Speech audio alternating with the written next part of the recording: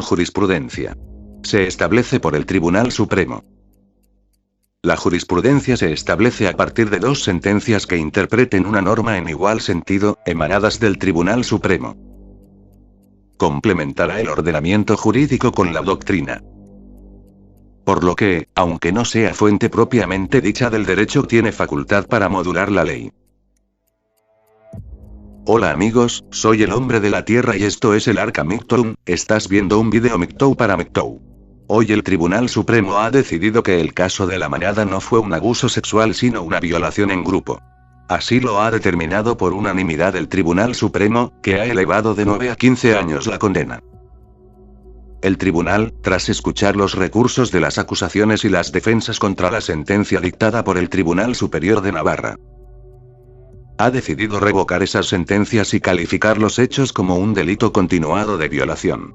Según este tribunal, que ha sido criticado por muchos por hacer justicia con perspectiva de género, el relato fáctico describe un auténtico escenario intimidatorio, en el que la víctima en ningún momento consiente a los actos sexuales llevados a cabo por los acusados.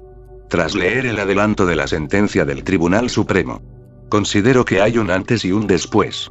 Muy preocupante. No es algo que solo afecte a un grupo de manginas. En mi opinión, las antiguas relación hombre-mujer clásica han sido enterrada con esta sentencia. Llega una nueva era, que no tengo claro cómo será. Pero dudo que sea buena. Sí tengo claro que los que atacan a Mictou y dicen que somos malos para la especie ya que nadie volverá a juntarse para procrear. ¿Qué opinan de esta sentencia? ¿Cómo pueden incentivar este tipo de condenas, el incremento de la natalidad? En mi opinión son este tipo de sentencias las que castran al hombre. Nosotros solo explicamos cómo salvar el culo de pasar la mitad de tu vida a la sombra. Esta condena crea un antes y un después, porque crea jurisprudencia. La horda feminista, que pedía el incremento de condena. Porque no olvidemos que ellos ya fueron condenados, a penas muy duras. No se trata de un caso de absolución injusta, que ahora se vuelve a juzgar. No. Se trata de aumentar la ya de por sí dura condena. Para ellas 9 años en la cárcel es muy poco. Sin embargo, ¿no les parece poco la condena reciente, a solo 3 años de cárcel, para la envenenadora, que intentó matar a su marido con unas natillas envenenadas? No contenta con eso, lo torturó, al someter a su marido a una suerte de golpes y mamporros, al ver que el veneno no le hacía efecto. El caso de la manada tiene una serie de dificultades que siempre hicieron que me preguntara ¿por qué el feminismo eligió un caso tan difícil como bandera? Habiendo otros más sencillos y claros. Era un caso confuso porque existía el problema de que la víctima no dijo que no, en ningún momento. Al no existir un no, la acusación debía demostrar intimidación. Y las leyes son claras. Sin intimidación y sin un no, puede haber abuso. Pero no violación. Si las feministas querían cambiar esta ley, lo lógico es dirigirse al Parlamento y presionar al Poder Legislativo. La soberanía reside en el pueblo, es inalienable y su ejercicio está delegado a los poderes legislativos. Pero claro, para eso hay que poner de acuerdo a los partidos políticos. En lo que yo, ni la mayoría, había pensado, es en esto. La otra vía. El atajo se llama jurisprudencia. Hermanos, las feministas han vuelto a colar otro gol por la escuadra a esta sociedad ginocentrista. Buscaban el caso difícil, con el que resolver todos los casos futuros dudosos, obligando al Tribunal Supremo a decantarse de un lado u otro. La sentencia dice en uno de sus párrafos, y cito textualmente: la víctima sufrió una situación intimidante que hizo que ella misma adoptara una actitud de sometimiento, haciendo lo que los autores le decían que hiciera ante la angustia e intenso agobio que la situación le produjo por el lugar recóndito, angosto y sin salida en el que fue introducida a la fuerza. El lugar recóndito, angosto y sin salida. Que yo sepa, todo sucedió en un portal por el que cada día pasamos para ir a nuestras casas, pero leyendo la descripción del Tribunal Supremo, parece que la llevaron a Mordor. Esto quiere decir que cualquier caso similar a este tendrá que tener el mismo final. 15 años de prisión para el acusado. Yo no lo tengo claro, pero parece que los supuestos de intimidación se han incrementado, y que ellas han obtenido todo lo que pedían. Entre sus exigencias estaba que intimidación fuera ser grande. Por ejemplo, una persona que mida más de 1,80. Tendrá que andar con cuidado porque si se acerca a una mujer la estará intimidando. Puede que incluso si mides 1,60 y ella es una enana se pueda considerar también intimidación. Las feministas quieren que también sea causa de intimidación. Tener más años que la denunciante. Ya no basta con que ésta sea mayor de edad, no, si le llevas 10 años de diferencia, puedes ser acusado de intimidación. Es lo que ellas quieren. Vía legislación es anticonstitucional. Vía interpretación de la justicia plausible. Las feministas quieren que también sea causa de intimidación que la supuesta víctima hubiera bebido. Por esa regla de 3, si una persona bebe y conduce y tiene un accidente, podría presentarse como víctima por el hecho de haber bebido. Es difícil de llevar estas propuestas al Congreso, al Poder Legislativo, pero tomando el atajo del Tribunal Supremo todo es posible. La estrategia de tomar las calles. Crear un ambiente de emergencia nacional. Tiene una finalidad. Y es ahora cuando entiendo la razón de elegir como bandera este caso. Si ganas puedes obtenerlo todo. Mejor que perder el tiempo echando bilis por casos claros, que ya les aburre. Porque siempre terminan en condena. Pero en este vídeo no va de llorar ni de lamerse las heridas. ¿Qué deben hacer los que estén dispuestos a jugársela a la ruleta?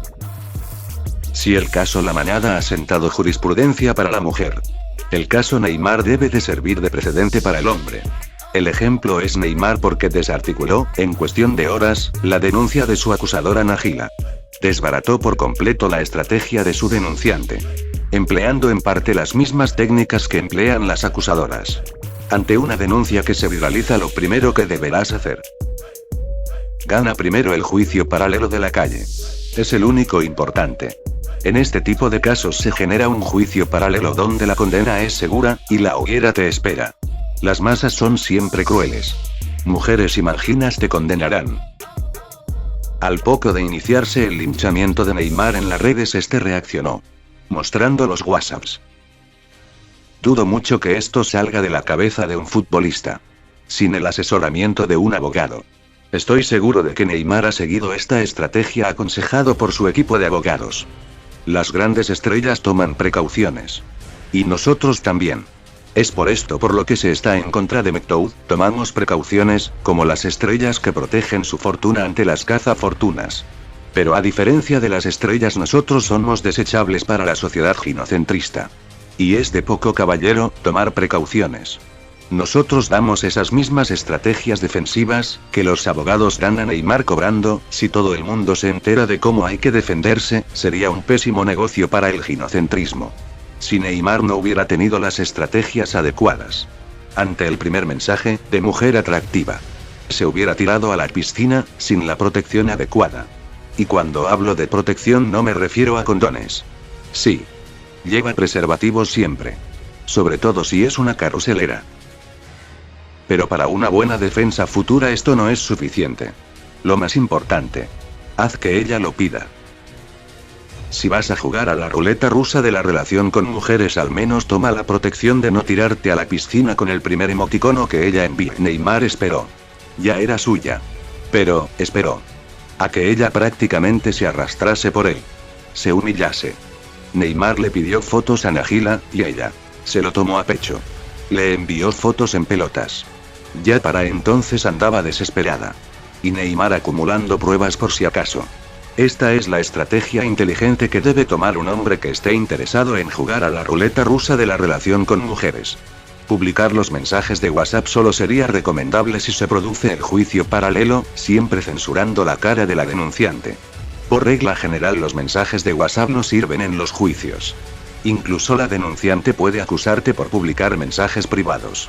Pero si se produce el linchamiento público, en este caso, y solo en este caso, recomiendo publicarlos.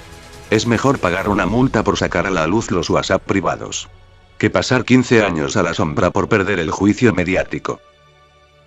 Segundo consejo: no respondas nunca a las provocaciones. Nahila pega a Neymar, y le pide que la azote. ¿Qué hacer en estos casos? Nunca hay que seguirles el juego. Neymar comete el error de azotar a Nagila, cuando ésta se lo pide en pleno acto sexual.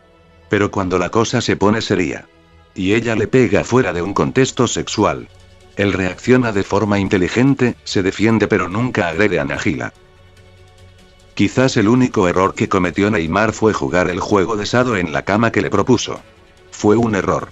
El Sado ya no es una opción válida para el hombre en 2019. Si le dejas marcas le ahorras, que se tenga que provocar ella misma las heridas. Tercer consejo. Graba. Aquellos hombres que todavía tengáis ganas de relacionaros con mujeres les aconsejo que graben todo. Que graben el audio de las conversaciones. Que tengan al menos una cámara de vídeo en el dormitorio. A diferencia de los mensajes de WhatsApp, las grabaciones sí son válidas en un juicio. Neymar tuvo la suerte de que Nagila le hiciera el vídeo. Si ellas ya juegan tan fuerte y no tienen escrúpulos en grabar vídeos, tú también tienes derecho a tener tu prueba de vídeo, sobre todo en tu casa, donde es totalmente legal. Una imagen vale más que 1000 palabras, y tu casa es tu templo, donde tienes el derecho a hacer lo que quieras para protegerte. Eso sí, nunca compartas estas grabaciones con nadie, guárdalas por si las necesitas en el futuro. Cuarto y último consejo. No lleves vida de margina en el siglo XXI. La condena de la manada ha sido el resultado de muchos factores, pero el principal es que ellos eran los cabeza de turco ideales, como consecuencia de toda una vida dedicada al marginismo. El centro de las vidas, lo único importante para ellos, era el número de veces que se tiraban un orco femenino, no solo hacerlo era importante para ellos. Lo más importante era pavonearse y presumir de los trozos de carne que se ligaban. Su mala fama, de huele bragas, manginas y moscardones, es lo que ha llevado a estos tipos a que tengan que pasar 15 años entre rejas. Ir de verbena en verbena, en busca de objetivos con un valor inferior al suyo, en busca de la chica fácil.